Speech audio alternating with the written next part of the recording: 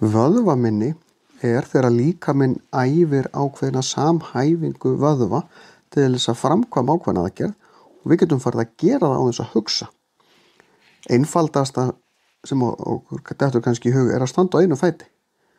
Þegar maður að gera þetta sem krakki þá þetta ansi erfitt, en þegar maður orðinn stærri þá getur maður gert þetta í allavega svolítið stund án þess að hugsa mikið.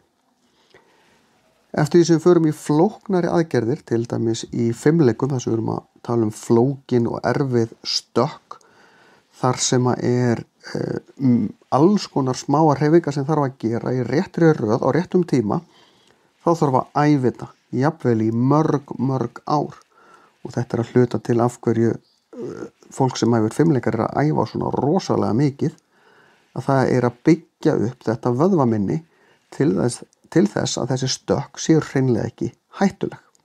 Því eftir því sem maður æfir þetta oftar þá getur líkaminn gert þetta án þess að við séum beint að hugsa, býtum næst allir að hnika þessum vöðva til og svo þessu. Líkaminn gerir þetta bara af því að við erum búin að þjálfa hann í því.